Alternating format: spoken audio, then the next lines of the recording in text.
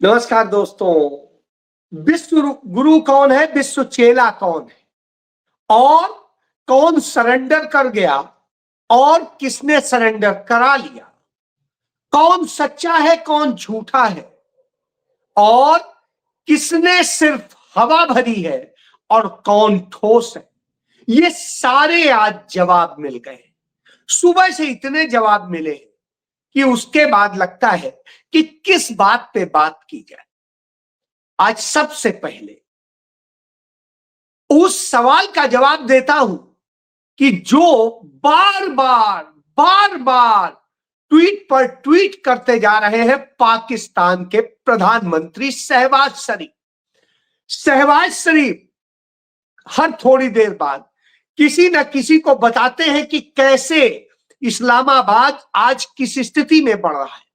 उन्होंने लिखा, जैसे जैसे इस्लामाबाद वार्ता की ओर बढ़ रहे हैं, मैं अपने भाईचारे वाले देशों, people's of China, kingdom of Saudi Arab, republic of Turkey, Arab republic of मिस्र और स्टेट ऑफ कतर, ये इनके प्रति गहरी हार्दिक कृतज्ञता व्यक्त करना चाहता हूं कि इन देशों ने युद्ध विराम तक पहुंचने में और शांतिपूर्ण कूटनीतिक प्रयासों में यह अवसर देने में संघर्ष का एक व्यापक और निर्णायक अंत खोज सके, अमूल्य और पूर्ण समर्थन प्रदान किया। मैं खाड़ी सहयोग परिषद के हमारे भाईचारे वाले देशों की तहे दिल से सराहना करता हूं, धन्यवाद करना चाहूंगा, जिनका इस क्षेत्र में शांति और स्थिरता के प्रति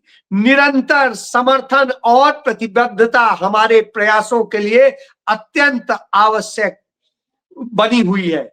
हमारे सभी भाईचारे वाले देशों को संयुक्त राज्य अमेरिका के नेतृत्व में शांति को एक अवसर देने में असाधारण राजनैतिक दूरदर्शिता, समझदारी और धैर्य का प्रदर्शन किया। मैं दुनिया भर में हमारे उन सभी भागीदार और मित्रों को भी धन्यवाद देता हूं जिन्होंने आगे बढ़कर वैश्विक शांति के लिए पाकिस्तान के ईमानदार प्रयासों की सराहना की, स्वीकार किया। आइए हम सब मिलकर इस क्षेत्र में उससे भी आगे एक स्थायी शांति स्थापित करने की ओर बढ़े।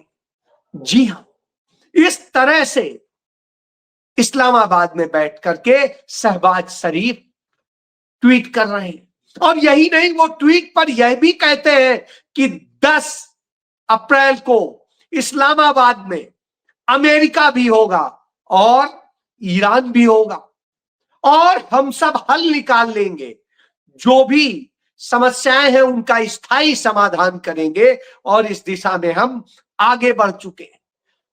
तब हमें भारत के प्रधानमंत्री नरेंद्र मोदी का 2012 का वह वीडियो याद आता है जो आपको सुनाना चाहूंगा।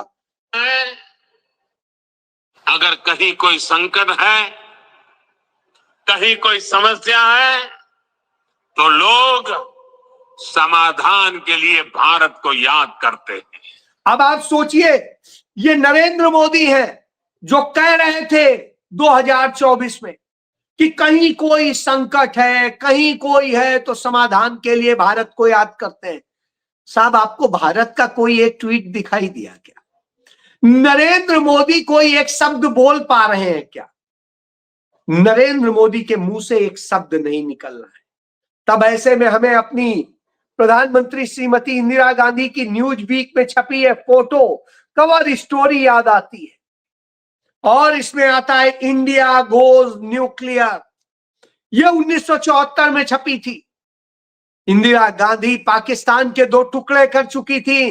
अमेरिका समेत दुनिया के तमाम देशों के सामने न्यूक्लियर विस्फोट करके उन्होंने बता दिया था, हम किसी से डरते नहीं है, कांपते नहीं। और उसका नतीजा यह हुआ था कि भारत एक मजबूत देश बन के उभरा था। पाकिस्तान बिल्कुल गर्त में चला गया था। और जब डॉक्टर मनमोहन सिंह देश के प्रधानमंत्री थे, पाकिस्तान ने कायरता पूर्ण हरकत के द्वारा मुंबई में जो ब्लास्ट कराए थे। कांग्रेस पार्टी की सरकार ने, डॉक्टर मनमोहन सिंह की सरकार ने सारे आरोपियों को या तो गिरफ्तार किया या मौके पर ही इनकाउंटर में मार गिराया, और उनसे जो पाकिस्तान के संलिप्तता के पूरे सबूतों समेत डोजियर तैयार किया और संयुक्त राष्ट्र संघ समेत पूरी दुनिया के सामने रख के पाकिस्तान को रेड लिस्ट में डलवा दिया था, रेड लिस्ट में, कि यह एक आतंकवादी देश है, यह शांति नहीं कभी कर सकता है, यह तो अशांति फैलाने वाला देश। लेकिन नरेंद्र मोदी के शासनकाल में, चाहे उरी हुआ हो, चाहे पठानकोट हुआ हो, चाहे बारामूला हुआ हो, चाहे ये पुलवामा हुआ हो, चाहे पहलगाम हुआ, जितने आतंकी हमले हुए, दिल्ली में आतंकी हमले हुए, किसी में भी, एक में भी डोजियर नहीं दे सके। और पाकिस्तान आज उसी संयुक्त राष्ट्र संघ में जहां रेड लिस्ट में था, वहां वो आकर के संयुक्त राष्ट्र संघ की सुरक्षा परिषद में चेयरमैन बन जाता है। जी हां, चेयरमैन। और यही नहीं, वो आतंकवादी निरोधी जो संयुक्त राष्ट्र संघ का की संस्था है, उसका वो वाइस चेयरमैन बन जाता है। अब आप सोचिए, और भारत कहां? भारत परमाणु संपन्न भी पहले से है, सब कुछ है, और भारत का प्रधानमंत्री खुद छाती ठोक ठोक के कहता था, ये 56 इंची, ये 56 इंची। तो साहब, वो 56 इंची वाला प्रधानमंत्री कहां है? असम में नाच रहा है वहां की महिलाओं के साथ में, रील बनवा रहा है, या कहीं और कोई सुगुफे छोड़ रहा है। तब ऐसी स्थिति में हमारे सामने आता है कि आखिर वो कर क्या रहा।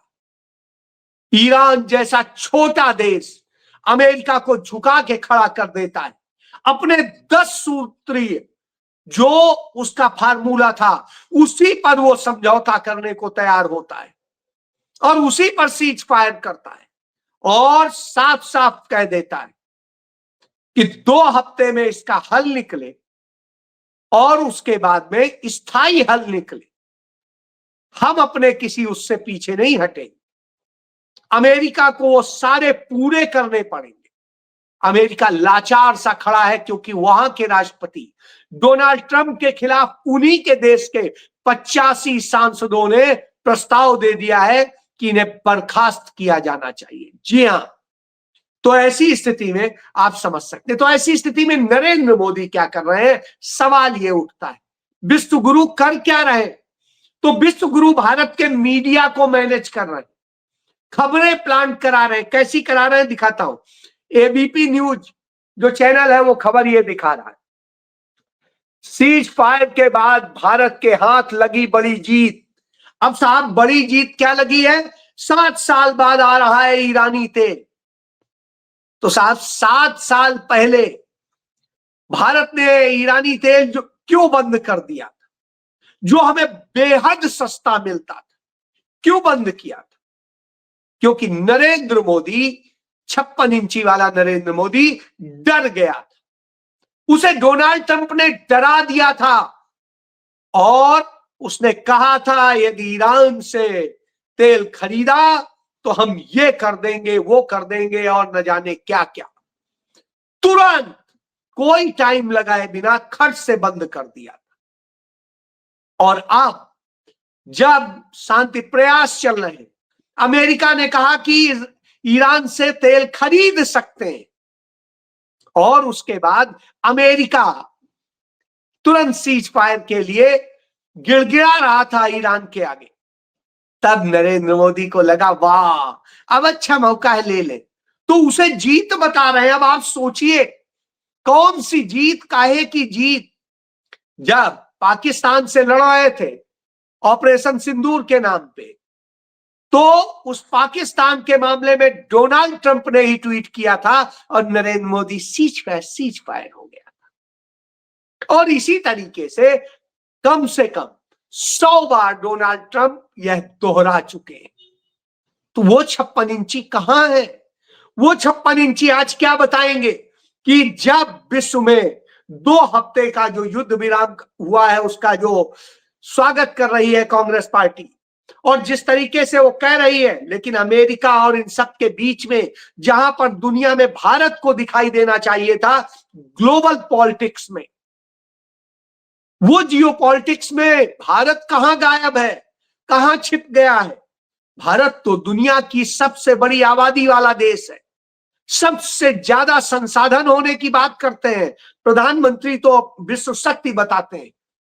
आज कंप्रोमाइज्ड प्राइम मिनिस्टर दिखाई दे रहा है जगह जगह। जब आपको कंप्रोमाइज्ड प्राइम मिनिस्टर दिखाई दे रहा हो तो आपको यही लगेगा। तो भारत का प्रधानमंत्री क्या कर रहा है, सबसे बड़ा सवाल फिर वहीं आके आ जाता है। तो वो कहीं कुछ नहीं कर रहा। ईरान पाकिस्तान को धन्यवाद दे रहा है, अमेरिका धन्यवाद दे रहा है, दुनिया धन्यवाद दे रही है, पूरा दुनिया कह रही है थैंक यू।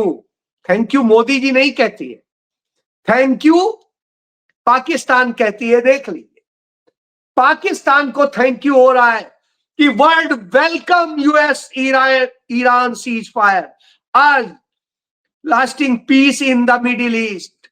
अब आप सोचिए, पूरी दुनिया जिसे थैंक यू कह रहा हो, और फ्रांस जैसा देश जिसे गुहार लगा रहा हो कि इसमें लीबी जो है लेबनान को भी शामिल कीजिए, वहां पर भी शांति होनी चाहिए।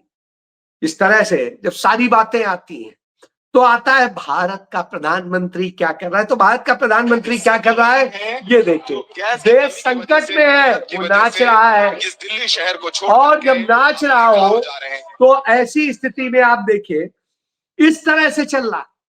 भारत का विदेश मंत्री की यदि बात करें तो क्या कर रहा है, वो तो कह रहा था चीन बड़ी अर्थव्यवस्था है, हम उसको कैसे जवाब कर सकते हैं, उसने हमारी जमीन पे कब्जा कर लिया, हम नहीं बोल सकते, हम कुछ नहीं कर सकते।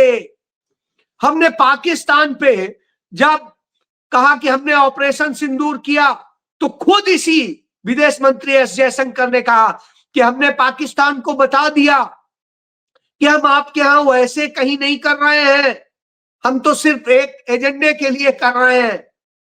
अब आप सोचिए, लेकिन वही अब्बास अरागची जो ईरान के विदेश मंत्री हैं, वो टंके की चोट पर बोल करके रीढ़ सीधी करके अमेरिका जैसी दुनिया की सबसे बड़ी महाशक्ति को, जिसके साथ इजराइल भी था और यूएई भी था, वहां के तमाम सारे अरब कंट्री खाली देश थे, बावजूद इसके वो अकेले लड़ रहा था, खुल के अकेले लड़ रहा था। और उसकी कूटनीति इतनी सफल थी कि पूरी दुनिया झुक के खड़ी हो गई, सब त्राहिमाम त्राहिमाम करने, और भारत खुद त्राहिमाम करने लगा। अब आप सोचिए, तो फिर नरेंद्र मोदी क्या कर रहे हैं? नरेंद्र मोदी चुनाव चोरी कर रहे हैं। नरेंद्र मोदी भारत के सबसे बड़े, सबसे पुराने राजनीतिक दल कांग्रेस पार्टी के राष्ट्रीय दलित राष्ट्रीय अध्यक्ष को गाली दिलवा रहे हैं, उन्हें पागल कहलवा रहे हैं और उनको अपमानित करवा रहे हैं। जी हां, इस तरह से जब कर रहे हो दलितों का अपमान और सब कुछ, तो बोलना बनता है। तो राहुल गांधी हो, उनकी पूरी टीम हो, सभी इसको लेकर के खुलकर बोल रहे हैं। और बोल रहे हैं किस तरह से करना है। जंतर मंतर पर यूथ कांग्रेस ने भारी प्रदर्शन किया, असम से लेके देश भर में कांग्रेस इसको लेके आक्रामक है और कह रही है कि नरेंद्र मोदी, तुम और तुम्हारा हेमंता बिस्वा शर्मा जो कर रहे हैं वो कहीं से भी उचित नहीं। तो अब आप सोच लीजिए, तो इस तरह से होता है, जहां ईरान झुकाकर खड़ा कर देता है। ईरानी दूतावास ने जो ट्वीट किया है, ये देख लीजिए, bow down to the Iranian civilization, Iran to Trump. जी हां, ये हमें जो ईरानी दूतावास है उसने ट्वीट किया है और वहां की संस्कृति के सामने झुक के माथा टेक रहा है डोनाल्ड ट्रंप। तो यह कह के वो ट्रंप को तो औकात बता रहा है, लेकिन नरेंद्र मोदी और नरेंद्र मोदी का पूरा गैंग कहीं कुछ कर रहा है, कहीं कुछ कर रहा है। पवन खेड़ा जो कांग्रेस पार्टी के मुख्य प्रवक्ता, उन्होंने तमाम सच खोले थे और वो सच खोले थे कि किस तरह से नरेंद्र मोदी का चहेता हेमंता बिस्वा शर्मा असम में क्या क्या कर रहा है और किस तरह से उसकी बीवी 3-3 पासपोर्ट बनवा के फर्जी तरीके से, और उसके बाद में तमाम जगह उसने पैसे का जो गड़बड़ घोटाला किया है वो सब खुलासा किया था पवन खेड़ा ने। और इसके बाद ये भी आता है उनका जो आईपीएस भाई है वो दुबई में रहता है और दुबई में अय्याशी की जिंदगी जीता है, तो उसको ये सब पैसा कहां से आ रहा है और क्या हो रहा है, क्योंकि सारी सेल कंपनियां और सबके जरिए जो हो रहा है, जब ये खुलासा किया तो उनके खिलाफ एफआईआर, उनके सवालों के जवाब नहीं दिए, एफआईआर दर्ज करके डराने की कोशिश की। और जब डराने की कोशिश की और उसके लिए पवन खेड़ा के घर पर छापेमारी की, जब वो थे नहीं, तो पवन खेड़ा को जब यह पता चला, क्योंकि वो तो चुनाव प्रचार और दूसरे कार्यक्रम के सिलसिले में पूरे देश में लगे हुए, जो 5 राज्यों में चुनाव हो रहा, तो ऐसी स्थिति में वो पवन खेड़ा क्या कहते हैं वो भी सुन लीजिए। असम पुलिस क्या क्या हथकंडे अपना रही है, असम पुलिस तो नहीं अपना रही, असम के मुख्यमंत्री और शायद देश के गृह मंत्री क्या क्या हथकंडे अपना रहे हैं। दिल्ली में मेरे फ्लैट पे 100 पुलिस वाले, छोटे से फ्लैट, 100 पुलिस वाले गए, मैं नहीं था, कोई नहीं था हमारे परिवार का, लेकिन वहां जाकर उन्होंने एक, मेरी छोटी बहन जो कोविड में नहीं रही, उसकी यादगार एक पुराना फोन था वो उठा के ले गए, एक ऐसा लैपटॉप जो मैं कभी यूज नहीं करता वो ले गए, एक आईपैड जो मैंने अभी इस्तेमाल करना नहीं शुरू किया वो ले गए। कहते हैं कि पेन ड्राइव 2 ले गए, हमें नहीं मालूम वो लेकर आए थे या लेकर गए, मुझे नहीं मालूम, कौन लाया कौन ले गया मुझे नहीं मालूम, खैर छोड़िए। अब मैं जहां भी जाता हूं या उनको लगता है मैं गया हुआ हूं, वहां ये पुलिस भेज रहे हैं, क्यों भेज रहे हैं? सवाल ही तो उठाए हैं कांग्रेस पार्टी ने। आप कांग्रेस पार्टी को चुप क्यों करवाना चाहते हैं, मुझे चुप क्यों करवाना चाहते हैं? सवाल पूछे हैं, जवाब दीजिए। हम कहते हैं साहब ये कागज और ये जानकारी आई है, इसकी जांच कीजिए, क्या ये गलत कहते हैं? आप जवाब देने की जगह सबको गाली दे रहे हैं, पुलिस छोड़ रहे हो, आप डराने की कोशिश कर रहे हो, आपको लगता है हम डर जाएंगे? आपकी आदत डराने की हो सकती है शर्मा जी, हमारी आदत डरने की नहीं है, कारण बता देते हैं क्यों। मेवाड़ का हूं, कांग्रेसी हूं, राहुल गांधी का सिपाही हूं, अब कैसे डरूंगा? तो डरूंगा तो नहीं, लेकिन हां, क्योंकि मुझे बोलते रहना है, क्योंकि मुझे सवाल पूछते रहना है, मैं आपकी पुलिस को जरूर अवॉइड कर रहा हूं। लेकिन आगे भी सुन लीजिए, जो कागज हमारे पास आए और जो लोगों ने वेबसाइट्स के नाम बताए, सरकारी वेबसाइट्स के अलग अलग देशों की, इस पे जाएंगे, तो अब आप समझ लीजिए, पवन खेड़ा साफ साफ कह देते हैं मेवाड़ के हैं, कांग्रेसी हैं, राहुल गांधी के सिपाही हैं, जो कहते हैं डरो मत। डर नहीं रहे, इलेक्शन चल रहा है इसलिए फिलहाल अवॉइड कर रहे, और उसके बाद कड़ा जवाब देने सामने आपको ऐसे आएंगे कि आपकी हालत बिगड़ेगी। एक एक कागज फैक्ट पर है, सत्य पर है, वेबसाइट्स पे उपलब्ध है, कोई हवा में बात नहीं हो रही है। तो इसलिए हमें मत समझाइए, उसकी जांच करा सकते कराए तो नहीं करा पाएंगे, क्योंकि चोर की दाढ़ी में तिनका वही स्थिति है। तो जब ये होता है तो स्वाभाविक सी बात, तब चुनाव जीतने के लिए हथकंडे इस्तेमाल किए जाते हैं। वो हथकंडे भी दिखा देता हूं आपको, ये देखिए 2 सबूत सामने। एक, केरल में चुनाव आयोग का जो है लेटर पहुंचा था और उसमें बीजेपी की स्टांप लगी हुई थी, बीजेपी की मोहर, और कहा गया था एक क्लरिकल मिस्टेक। बीजेपी की मोहर चुनाव आयोग के दफ्तर में क्या कर रही थी जो लग गई गलती से? तो पहली बात, क्या चुनाव आयोग का दफ्तर बीजेपी का दफ्तर है? जी हां, बीजेपी का दफ्तर है, इसका भी सबूत देता हूं। और इसका सबूत आ गया आज खुद, जो चुनाव आयोग ने एक ट्वीट किया, उस ट्वीट में वही लिखा जो भाजपा कहती है। देख लीजिए, ये देखिए, अब इसमें क्या लिखा है? चुनाव आयोग की तृणमूल कांग्रेस को 2-2। ये उसी तरीके से जैसे बीजेपी लिखती है, अखबार वालों से, जो गोदी मीडिया से लिखवाया जाता है। पश्चिम बंगाल में इस बार चुनाव भय रहित, हिंसा रहित, धमकी रहित, प्रलोभन रहित, छापा रहित, बूथ एवं सोर्स जामिंग रहित होकर ही रहेंगे। ECI stand talk to Trinamool Congress this time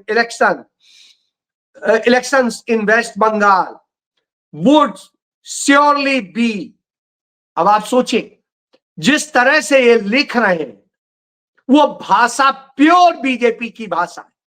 इसका मतलब इसके पहले जो यही चुनाव आयोग इलेक्शन कराता था वो भय रहित नहीं होते थे, वो हिंसा रहित नहीं होते थे, वो धमकी रहित नहीं होते थे, वो प्रलोभन रहित नहीं होते थे, वो छापा रहित नहीं होते थे, वो बूथ और सोर्स जामिन रहित नहीं होते थे, नहीं होते थे।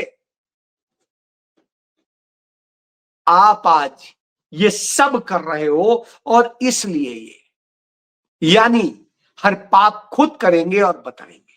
तभी तो राहुल गांधी ने पूरी तरीके से इनको घेर लिया है और राहुल गांधी और उनकी टीम इनको बार बार बता रही है, तो हालत बिगड़ी हुई है। इस कारण से नरेंद्र मोदी डरे हुए हैं, न सिर्फ भारत में, संसद में, बल्कि दुनिया में। इसीलिए कहीं दिखाई नहीं दे रहे हैं। अब भारत से कोई नहीं पूछ रहा है। जी हां, यह हालत करती है। जय